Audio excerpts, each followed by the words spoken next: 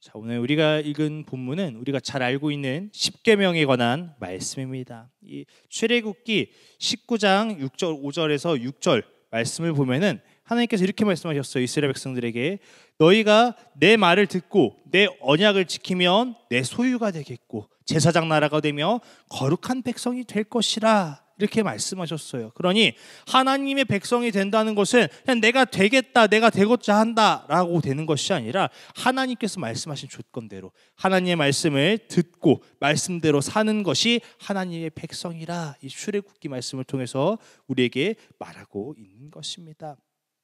만약에 하나님께서 야 이스라엘 백성아 내 말을 지켜라 하고 이렇게 말씀하셨는데 구체적인 대안이 없습니다. 무엇을 해야 하는지, 내 말을 지키라고 했는데 지켜야 될 말을 말씀하지 않으신다면 이스라엘 백성들은 굉장히 혼란스러울 것입니다. 무엇을 해야 될지. 분명 하나님은 살아계시고 우리를 인도하신 것은 알겠는데, 그렇다면 우리가 그분의 백성이 되어야 되는 것이 맞은데 내 말을 지키라 하셨는데 그 하나님이 어떤 것을 말씀하지 않으셨다면 굉장히 고민할 수밖에 없는 것이겠죠. 그것도 문제겠지만 하나님께서는 분명히 10가지 계명을 이스라엘 백성에게 주셨다는 것입니다. 그러니 이 계명대로 살면 하나님의 백성으로 사는 것이고, 반대로 그러지 못했다면 백성으로서 사는 것이 아니라는 것이죠. 내가 하나님 백성이 되고자 한다고 아까 말씀드렸던 것처럼 내가 하나님 백성이야 입술로만 고백하고 다짐한다고 되는 것이 아니라 그거에 따른 조건이 분명히 주어진다는 것이죠. 그러니까 이게 행위로서 된다 이런 얘기가 아닙니다. 하나님이 하신 말씀에 대한 순종을 말씀드리는 것입니다. 그러니까 내가 어떤 공로, 내 어떤 힘으로 했기 때문에 하나님 백성이 됐다가 아니라 하나님께서 분명 하라 말씀하셨기 때문에 이 말을 듣고 지키면 내 백성이 되리라 하나님께서 말씀하신 것이기 때문에 우리가 그것을 따르고 순종할 때 하나님이 백성이 된다는 것이죠. 여러분, 그래서 이 십계명은요 이 이스라엘 백성에게만 주어지는 것이 아니라 오늘날 우리의 신앙, 믿음의 조상 때부터 쭉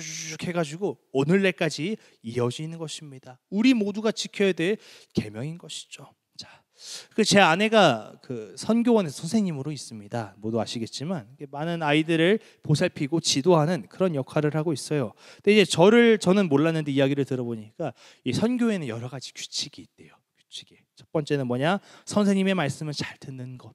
그러고 나서 이제 쭈쭈쭈쭈 이어지는 게 그때마다 규칙이 다른데, 뭐 어른을 보면 뭐 인사를 잘한다 이런 것도 있고요. 또 뛰지 않기, 선교원 안에서 또 친구와 싸우지 않기, 그리고 뭐 활동, 뭐 이제 놀이 활동 이런 거 할 때는 한 번에 2개라는 게 하나씩 해야 된다. 이런 뭐 질서적인 것들. 그리고 간식이나 뭐 물을 마실 때 할 때는 무조건 손을 꼭 씻고 해야 된다. 기도 그 전에 또 기도하기, 이런 등등의 여러 가지 규칙이 있는 것입니다. 다고 했어요. 그래서 그렇구나. 그치, 규칙이란 게 저도 이제 얼핏 생각해 보니까 어렸을 때 유치원 다닐 때 그렇게 했던 기억들이 있어요. 학교에서도요. 근데 문제는 뭐냐? 이것을 잘 지켜줬으면 참 좋겠는데요. 그렇죠? 사모님? 그렇지 않다는 것이죠. 꼭 이 규칙을 지키는 아이가 있다는 거예요. 선생님들이 아무리 혼을 내도 안 된대요. 되지 않아요. 그러니까 그 아이는 자신의 기분이 짜증나고 뭔가 언짢은 일이 있으면 자신의 멋대로 행한다는 것이죠. 봄을 품기도 하고요. 또 이름을 아무리 불러도 듣지 않습니다. 우리가 보기에는 겉으로 봤을 때는 아유 저 아이들이 해봤자 얼마나 그러겠어. 저 아이들이 떼쓰면 얼마나 떼쓰겠어. 말을 안 들으면 얼마나 안 들으겠어. 우리는 그렇게 사랑스럽게 보겠지만 막상 같이 지내는 선생님들은 더 어이가 없는 거죠. 저렇게 사랑스러웠던 아이가 갑자기 확 변해가지고 또 말을 듣지 않고 속을 터지게 하니까 참 힘들다는 거예요. 그러니까 가끔씩 저녁에 데리러 가면은 그날 힘들었대요. 일이 힘들어서 임신해서 힘든 게 아니라 아이 때문에 씨름한 거예요. 진짜 그래서 저 같으면 그래요. 그냥 꿀밤 한 대 박아주라고. 때리면 안 되잖아요. 그러니까 때리지도 못하고 때린다고 될 것도 아니고요. 그러니까 이제 막 힘들어가지고 막 심령의 상해 있는 아내 모습을 볼 때가 있었습니다. 근데 분명 한 가지는 확실한 거는 이 아이는 선생님을 통해 규칙을 배웠습니다. 들었습니다. 알고 있어요. 근데 애초에 안 되는 게 아니에요. 잘하는 날도 있어요. 근데 알지만 자신의 상황, 기분 그것에 따라, 그러니까 그 아이의 그 자신의 그 기분과 상황 따라 그것이 변한다는 것이죠. 이걸 보니까 야 어른이나 아이나 똑같구나. 사람은 사람이구나. 이 아이 모습이 우리의 모습과도 같구나. 하나님은 분명 말씀을 통해 우리에게 주셨어요. 십계명을 지키라 주셨어요. 근데 우리는 그래서 잘 알고 있죠. 이 십계명을 지켜야 된다는 사실을. 지킵시다 하면 아멘으로 얘기합니다. 고백합니다. 그러나 우리 또한 이 아까 말했던 아이처럼 우리의 상황과 기분, 이런 것들이 여러 가지에 따라서 순종의 자세가 변화된다는 것이죠. 여러분, 하나님의 말씀은 지키고 말고 여부가 없다는 것을 우리가 다시 한번 기억하시길 바랍니다. 우리가 다시 한번 돌아보시길 바래요. 반드시 주신 이유가 있더라고요. 이 십계명이라는 것을 주신 이유가 단순히 우리가 보기엔 참 버거운 일도 있겠죠. 하나님 승질을 하는데 화도 한번 낼 수 있는 거 아니에요? 정직하게 살면 요새는 손해 보는 세상입니다. 하나님 너무 세상 물정 모르시네 싶은 이런 십계명들을 보면서 우리가 그렇겠지만 하나님이 과연 모르시고 주셨을까? 다시 한번 생각해 보시길 바랍니다. 반드시 주신 이유가 있다는 거예요. 반드시 우리가 지켜야 하니 10가지로 분명히 주신 이유가 있다는 것입니다. 자, 그래서 우리가 함께 1절부터 읽어보도록 하겠습니다. 시작. 하나님이 이 모든 말씀으로 말씀하여 이르시되. 자, 지금 20장 이 상황은 뭐냐? 하나님께서 이스라엘 백성에게 나타나셨어요. 시내산에 이 백성들이 이르렀고요. 하나님께서 나타나셨는데 모두에게 찾아오신 것이 아니라 이스라엘 백성은 일단 하나님 오셨다는 걸 인지하고 있는 상태인데 하나님께서 시내산 꼭대기에 내려오셨고요. 이스라엘 백성들 그 꼭대기 밑에 있습니다. 산 밑에 있습니다. 근데 모세만 불러서 꼭대기로 올라오게 하셔서 모세에게 말씀하시는 그런 장면입니다. 자, 그래서 모든 말씀으로 말씀하여 이르시되. 그러니까 하나님은 말씀으로 좀 웃기죠. 이게 좀 이상하죠. 말씀으로. 그러니까 하나님께서 이 말씀을 가지고 음성으로 모세에게 말씀하신 것입니다. 그러니까 우리가 보통 이제 말씀이라고 하면요 떠오르는 게 음성이죠. 그렇죠. 귀에 들리는 소리, 이런 음성을 떠올린다는 거예요. 물론 우리가 신앙생활을 하면서 신앙적인 체험을 통해 음성을 듣는 분들도 간혹 계십니다. 또 기도하던 중에 말씀이 생각나기도 해요. 그렇게 생각하기도 하고, 또 보통 우리는 그럴 때 무슨 표현을 하냐? 하나님의 음성을 들었다, 마음을 주셨다, 이런 표현들을 합니다. 근데 문제는 뭐냐? 직접 내 귀에 음성이 들려야 그 음성을 들었다라고 착각하시는 분들이 있습니다. 이 음성이 들려야 된대요. 그러니까 하나님 신앙적인 체험을 했습니까? 이 말씀을 통해 주시고 설교를 통해 오는 내 안에 오는 그 말씀을 싹 다 무시해버리고 내 귀에 또박또박 들리기만을 기다리는 그런 사람들이, 착각한 사람들이 분명 있다는 것이죠. 물론 이제 당시에 하나님은 음성과 이 돌판의 새김으로 모세에게 말씀하셨어요. 그런데 제가 여러분들께 질문하고 싶은 게, 여러분 말씀은 말을 전달받는다면 방식이 중요합니까? 내용이 중요합니까? 내용이 중요하겠죠. 방식도 중요하긴 하겠지만 방식만은 고수하겠습니까? 아니면 정말 그 내용이 무엇인지가 중요하겠습니까? 내용이라는 것이죠. 방식이 중요하시다면 그거랑 똑같은 거예요. 오늘 내가 기도했는데 하나님이 직접 계셔서 오셔서 내 앞에서 뭔가 주시지 않으면 그럼 중요하지 않다는 거죠. 극단적으로 얘기하면요. 근데 그런 것이 아니라 직접 들리는 그런 거 외에도 들으면 안 된다. 우리가 그런 것은 아니잖아요. 그렇죠? 이미 하나님은 우리에게 말씀을 주셨어요. 돌판에 새겼던, 금판에 새겼던, 흙바닥에 새겼던, 하나님이 어디다 새겼는지가 중요한 것이 아니라 어떤 말씀을 어떻게 하라고 명령하신 것인지, 그게 가장 중요하다는 사실을 우리는 알아야 한다는 사실입니다. 그러니까 내가 귀로 들었건 내 마음으로 들었건 내 눈으로 보았건 그게 중요한 것이 아니라 어떤 말이 나에게 왔는가, 하나님께서 어떤 말씀을 주셨는가, 성경을 통해서 들었건 그 방식이 중요한 것이 아니라 내가 어떤 말씀을 들었는가가 중요함을 우리가 다시 한번 보시길 바랍니다. 그러니 정말 중요한 것은 십계명의 10가지겠죠. 어떤 방식으로 주었는가, 누구에게 주었는가가 아니라 그런 것이겠죠. 그래서 여러분, 신앙의 체험도 중요하겠지만 그것만을 구하시기보다 이미 우리에게 주신 말씀을 읽으시길 바랍니다. 내 귀에 들려야, 내 눈에만 보여야 하나님 말씀이겠습니까? 하나님의 뜻이겠습니까? 하나님이 이미 이 말씀, 성경을 통해서 우리에게 주시지 않았습니까? 이미 말씀이 하나님이시고, 이 말씀이 하나님이시라 성경에서 이야기하고 있지 않습니까? 하나님은 우리에게 이미 말씀하셨습니다. 우리에게 이미 주셨습니다. 우리가 성경을 읽지 않고 하나님의 뜻을 진정으로 구하지 않으니 그냥 쉽게 하고 싶어서 뭔가 아니면 좀 더 설득이 되고 싶어서 연약한 믿음을 가지고 그러다 보니 뭔가 자극적인 것을 찾는 것이지 하나님이 말씀을 통해 주셨다는 것이요. 말씀을 통해 이미 응답하셨다는 것입니다. 그러니 우리에게 주신 말씀을 먼저 보시길 바랍니다. 분명히 하나님은 말씀하셨고요. 그 안에 하나님의 뜻이 있을 것입니다. 예, 그래서 이제 그 말씀을 우리가 다시 한번 생각해 보고요. 다시 이제 십계명으로 한번 넘어가 볼게요. 이 십계명은 이 두 부분으로 나눠집니다. 첫 번째, 하나님과의 계명인 대신 계명이 있습니다. 대신 하나님과의 계명 이 네 가지가 있죠. 나 외에 대신 우상을 만들지 말라. 하나님의 이름을 망령되이 안식일을 거룩하게 지키라. 그리고 이제 나머지 6개는 뭐예요? 대인 계명입니다. 사람과 사람과의 계명이죠. 구모, 살인, 간음, 도둑, 거짓 증거, 탐내지 말아라. 이렇게 말씀하셨습니다. 근데 이 십계명을 보니까 하나님께서 왜 주셨는지의 의미가 우리를 다시 한번 엿볼 수가 있어요.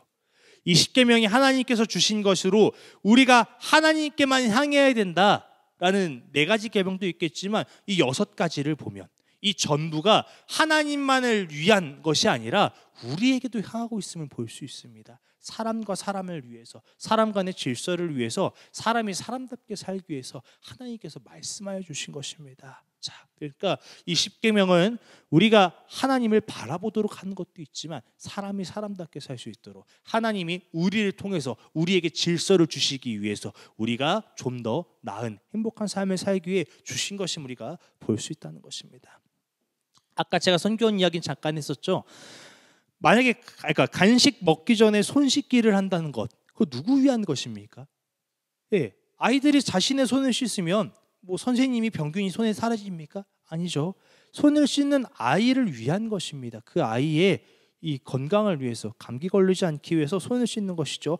뛰지 않기, 뭐 아이들이 뛰다 넘어진다고 선생님이 다칩니까? 아이들이 다칩니다. 아이들이 다치지 않도록. 또 싸우지 않기, 아이들끼리 싸운다고 뭐 선생님이 혼나겠습니까? 아니요, 아이들끼리 당하는 것입니다.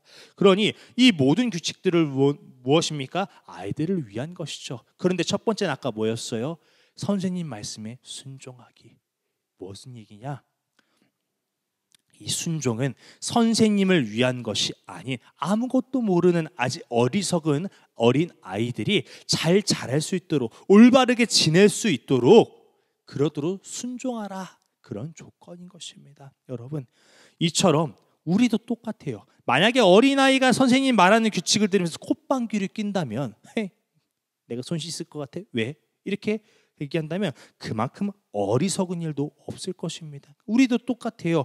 하나님이 주신 십계명이 그래요. 십계명 우리를 괴롭히는 계명이 아니라 우리를 위해서, 우리를 사랑하시는 그 하나님이 우리에게 지키라고 말씀하신 것이고, 지키는 거 지키기 위해서 우리가 그 하나님의 권능, 권위, 하나님의 영광을 우리가 인정하며 그렇게 외우는 십계명의 순서들이 이렇게 쭉 그렇게 나와 있는 것을 우리가 볼 수 있습니다. 자, 그래서 우리에게 주신 하나님의 십계명을 한번 첫 계명부터 보도록 하겠습니다. 첫 번째, 나 외에는 다른 신을 내게 두지 말라. 그러니까 하나님 말씀에 순종하기 위해서는 하나님 외에 다른 신을 두지 않는 것입니다. 왜 그럴까요? 기준이 바뀌어버리기 때문이에요. 만약에 하나님보다 하나님과 같은 동급의 다른 신을 둔다면 하나님 말씀이 들리겠습니까? 아니요, 들리지 않아요. 설득되지 않아요. 어떠한 순간에는 하나님 말씀을 들을 수도 있고요, 어떠한 순간에는 하나님과 동급의 다른 존재의 말을 들을 수도 있는 것입니다. 애굽에는 굉장히 많은 신이 있었어요. 강의 신부터 태양의 신, 죽음의 신, 별의별의 신이 다 있었습니다. 그런 문화 속에서 살아온 이스라엘 백성들은 이게 찌들을 수밖에 없어요. 몇백 년 동안 살았기 때문에.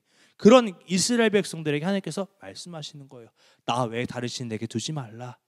그들이 하나님께서 주시는 것을 먹고 마시며 사는 것인데 만약에 그들이 목이 마르다고 해서 강의 신에게 빌고 있는다면, 그러니까 죄송합니다. 그런 것이죠. 그러니까 너희들이 애굽에서 어떠한 신을 믿었고 어떠한 것을 의지했는지 모르겠지만 너희를 인도한 이는 나 하나님이다. 유일한 신은 나 하나뿐이다. 그러니 다른 말 듣지 마라. 이전 것 헷갈리지 마라. 하나님께서 어느 것도 두지 마라 말씀하신 것입니다. 여러분, 우리가 말씀을 지키지 못하는 것은 이유가 무엇입니까? 우리 안에 하나님과 동급으로, 또한 하나님을 대신할 무언가가 있어서 그렇습니다. 하나님을 몰라서가 아니에요. 하나님 알아요. 근데 하나님만큼이나 우리 안에 큰 것이 있기 때문에, 다른 신을 두지 말라, 다른 것을 두지 말라 하셨는데 하나님만큼이나 우리 안에 큰 것이 있기 때문에 우리가 이 갈등이 되고 흔들리는 것입니다. 돈에 타협하기도 하고요, 또 사람에 타협하기도 합니다. 왜? 돈이나 사람이나 그 어떤 것이 하나님과 동급이나 그 이상에 있기 때문에.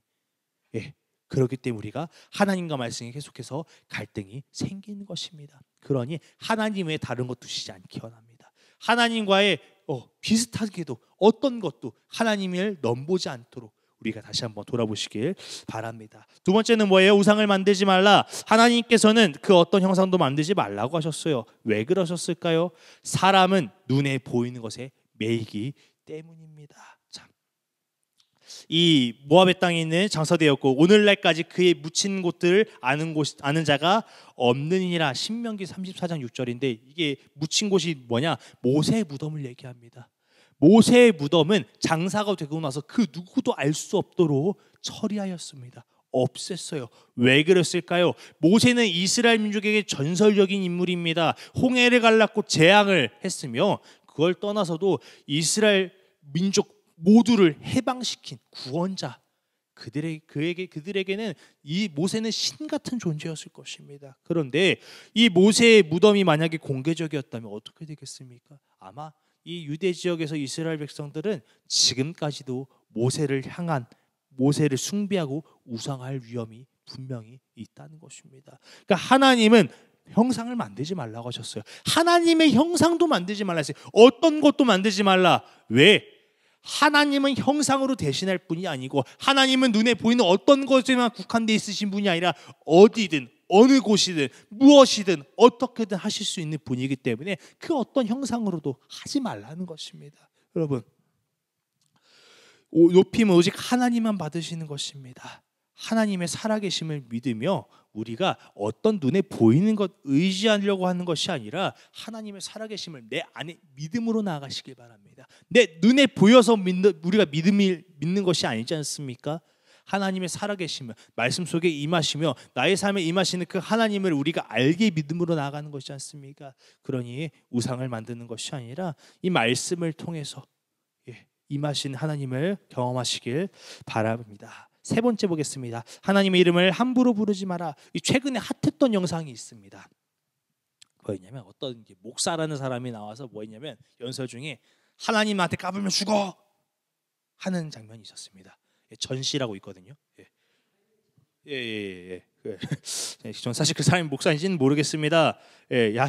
양을 이름 공개 안 했으니까요. 네, 양을 죽이는 목사의 탈을 쓴 이리 같습니다. 늑대 같습니다. 네. 여러분, 하나님의 이름은 하나님의 나라와 영광을 위해서 또 하나님의 영혼들을 구원하는데 복음을 전파하는데 쓰여야 되는 것을 기억하시길 바랍니다.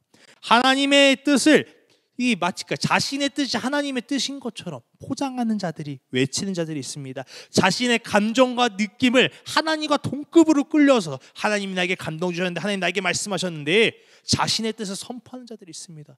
물론 우리는 모르죠, 진짜 이게 하나님 하신 건지 아닌지. 그러나 그 결과는 열매를 보면 알 수 있다는 것이요. 당신은 모를지라도 열매를 보면 그 사람이 무엇을 쫓고 있는가, 영혼권을 쫓고 있는가, 돈을 쫓고 있는가, 그것만 보더라도 우리가 분명히 알 수 있다는 것이죠. 여러분, 우리가 참 조심해야 돼요. 내가 하나님의 마음을 가지고 선포한다, 그것은 하나님의 뜻과 하나님의 말씀에 위배된다면 그건 하나님의 뜻이 아닙니다. 내 뜻이고 내 감정이고 내 능력이지. 여러분, 그래서 우리가 분명 하나님의 영광이 사람의 영광인지 확실히 분별할 수 있기 바랍니다. 그것이 하나님의 이름으로 함부로 하지 않는 일인 것입니다. 자, 네 번째는 또 무엇이냐? 안식일을 거룩히 지키라 이야기합니다. 이 일주일 중에 6일은 힘써 우리가 모든 것을 행하되 단 하루 주일을 하나님께 드리는 것입니다. 우리의 마음을 거룩히 하는 것이 가장 첫 번째가 무엇입니까? 내 마음을 잘 지키는 것입니다. 그래서 예배 전에 싸우지 않는 것, 내 마음을 잘 지키는 것, 이런 것부터 시작해가지고 우리의 행동, 행위, 옷가짐, 이런 모든 것들 우리가 잘 준비해서 하나님의 말씀을 사모하는 준비를 해서 이 하나님의 일들을 기대하며 나올 수 있기를 바랍니다. 우리가 분명히 나오기 전까지의 모습들을 하나님께서 분명히 보신다는 것이죠. 그래서 우리가 구분하여 들을 때 하나님께서 어떻게 하시냐? 거룩하게 하신다. 말씀은 우리가 이 행위를 했고 어떻게 했고 뭐 내가 옷을 깨끗하게 입고 씻었고 뭐 머리를 자르고 해서 우리가 거룩해지는 것이 아니라 우리가 하나님 앞에 정성을 다하여 마음을 다하여 뜻하여 하나님을 사모하는 그런 마음을 가지고 나아갈 때 하나님께서 어떻게 하신다고요? 거룩하게 하셨다. 거룩은 하나님께서 주시는 것입니다. 거룩은 하나님께서 행하게 하시는 것입니다. 그저 우리는 그런 마음을 바라며 기대하며 하나님께 나아가는 우리의 마음과 태도가 중요하다는 것입니다. 자, 그래서 이 네 가지 계명을 대신 계명을 나눴는데요. 공통점은 오직 하나님을 알게 합니다. 오직 하나님의 말씀, 오직 하나님의 뜻, 하나님만을 구하며 찾는 우리가 되음을 말합니다. 나머지 6계명을 볼 텐데요. 이걸 다 짚기보다는 간단하게 조금씩 짚으면서 나아가겠습니다. 다섯 번째, 내 부모를 공경하라. 하나님께 지켜야 할 첫 번째, 하나님 외에는 다른 것을 두지 않는 것입니다. 이것은 가장 중요한 것이기 첫 번째로 말씀하신 것이죠. 이처럼 사람의 계명 중에 가장 첫 번째가 무엇이었습니까? 내 부모를 공경하라는 겁니다. 우리가 사람에게 가장 우선돼야 될 것은 부모를 향한 공경이라는 겁니다. 이 공경을 보았더니 왜 그랬을까 했더니 이 하나님께서 부모와 자식 간의 질서를 말씀하시는 겁니다. 때로는 자녀가 부모보다 뛰어날 수 있습니다. 위대한 일을 할 수 있습니다. 그러나 하나님은 분명 이 질서를 만드셨다는 것이죠. 아담과 하와, 남자, 여자를 만드셔서 여자의 태를 통해 생명이 태어나도록 하셨습니다. 자식이 뛰어나다 할지라도 부모는 부모이다. 분명히 말씀하시는 겁니다. 부모가 자식이 되지 않습니다. 우리가 부모를 공경하는 것은 나를 태어나게 하신 그리고 나를 이 땅에 보내신 하나님을 인정하는 것입니다. 그렇기 때문에 하나님은 창조적인 질서를 굉장히 중요시 여기는 거예요. 공경하는 자. 내 부모가 어땠든 저땠든 그쵸, 이유야 많죠, 상처야 많죠, 할 말은 많죠, 가정의 파탄과 어려움이 굉장히 많죠. 그러나 하나님 분명히 말씀하시는 겁니다. 공경하라. 한천 전사님 참 모르는 소리 하시네요. 저는 다 모르죠. 저도 힘든 거 알아요. 근데 제 생각, 제 의견을 말씀드리는 것이 아니라 하나님의 말씀이라고요. 하나님, 내 안에 어려움, 슬픔, 분노가 부모를 향해 있더라도 하나님 오늘 분명히 말씀하시는 거예요. 내 부모를 그럼에도 공경하라. 분명히 우리가 기억할 수 있기를 바랍니다. 6번째 볼게요. 살인하지 말라. 하나님께서 사람을 주셨으니 생명의 주인은 하나님이십니다. 그러니까 이 생명의 주인 하나님이시니 사람이 함부로 해할 수 없다는 것이죠. 그럴 자격이 없다는 것이에요. 근데 여기서 이제 마태복음 5장을 보니까 예수님은 그렇게 얘기해요. 사람의 마음을 노하게 하지 말라. 사람에게 화를 내뿜지 말라. 그것조차도 하지 말라. 예수님은 이렇게 이야기하십니다. 그쵸, 우리가 살면서 사실 살인할 일이 뭐가 있겠습니까? 그쵸? 그러나 그것뿐만 우리가 안 했다고 당연한 것이 아니라 사람을 그렇게 하지 않는 거 참 어려워요. 이 갈등이라는 게 안 생길 수가 없잖아요. 나를 막 머리 끝까지 화나게 하는데 어떻게 우리가 화를 또 안 품으냈습니까? 그러나 우리가 그럼에도 이 노하지 않도록 상대방을 화나지 않게 하도록 우리가 조심할 수 있기를 바랍니다. 7번째입니다. 우리한테 별로 해당되지 않죠. 간음하지 마라. 간통죄가 사라졌지만 세상에서 사라졌다고 하나님 앞에 죄가 사라지는 것은 아닙니다. 하나님 앞에서는 죄입니다. 내 아내와 남편만 사랑할 수 있기를 바랍니다. 또한 결혼을 안 했다고 자유로운 것이 아닙니다. 그렇죠. 간음은 결혼을 했고 안 했고의 문제가 중요한 것이 아니라 남자와 여자 이 둘의 문제인 것입니다. 음란한 마음과 생각, 그것 또한 간음이라 또 마태복음 5장을 보니까 예수님께서 말씀하셨습니다. 그러니 우리가 간음하지 않도록 그렇게 노력할 수 있기를 바랍니다. 또 8절 8번째, 도둑질하지 마라. 이건 말할 필요도 없죠. 근데 단순히 제가 뭔가 이렇게 뺏었다 이것만이 도둑질이 아닙니다. 정당한 대가를 받지 않았으면 그것은 도둑질입니다. 불의로 거둔 것은 도둑질입니다. 내가 뿌리지 않았는데, 내가 심지 않았는데 거두는 것은 그것은 도둑질이라는 것이죠. 다른 사람의 공을 채가는 것도 도둑질입니다. 나의 능력으로 성실로 거둘 수 있기를 바랍니다. 다들 그러고 계시죠? 근데 그냥 한번 짚고 넘어가는 겁니다. 우리가 도둑질하니까 괜히 뭐 안 훔쳤다고만 생각하는데 그것뿐만이 아니라 하나님 앞에 부끄러움 없는 열매를 거두는 것이 도둑질하지 않는 것임을 보시길 바랍니다. 또 9번을 볼게요. 거짓 증거하지 마라. 거짓말에 일삼는 자가 있습니다. 거짓말은 아시겠죠? 사람은 속여도 하나님은 아시는 것입니다. 그리고 10번째, 이웃의 집을 탐내지 마라. 이웃에게 포함된 사람이나 재산을 말합니다. 욕심이 잉태한즉 죄가 되고 죄가 잉태한즉 사망이 됩니다. 욕심이 부리는 지금 뭐가 일어나고 있습니까? 욕심을 서로 부리니까 전쟁이 일어나고 있지 않습니까? 많은 이들이 죽고 다치고 사망 어려워지며 이 고통을 겪고 있지 않습니까? 여러분, 또 음욕을 품으니 간음이 일어나는 것입니다. 자족할 줄 아시길 바랍니다. 우리에게 주신 하나님의 은혜가 무엇인지 생각하며 감사할 수 있기를 바랍니다. 그러지 못할 때 우리는 이웃의 것을 탐내며 죄에 빠질 것입니다. 자, 그래서 우리가 이 10가지 제명을 참 나눴습니다. 여러분, 10가지 제명에 분명한 것은 보면 하나님께서 우리를 향해 주셨다는 것입니다. 하나님이 보면은 뭔가 하나님이 그렇다고, 너희는 뭐 매년 뭐 무엇을 나에게 바쳐라, 너희는 뭐 매년 무엇을 어떤 시간을 내어서 나를 향하여 써라, 지금 이런 말씀 하나도 하지 않으셨습니다. 나 하나님 여호와 말고는 다른 거 두지 마라. 나한테 예배드리는 시간만큼은 규별해 일주일 너희에게 주었으니 6일은 너희가 열심히 살아. 그러나 하루는 나와 함께해. 그러니까 나를 위해 어떤 노동이나 무엇을 하라가 아니라 그냥 나를 바라보고 나와 함께해. 나를 예배해. 하나님께서 말씀하시는 거예요. 그러니까 우리를 사랑하셔서 하나님은 최소한의 조건으로, 그 대신 얘들아, 너네가 좀 사람답게 살아라.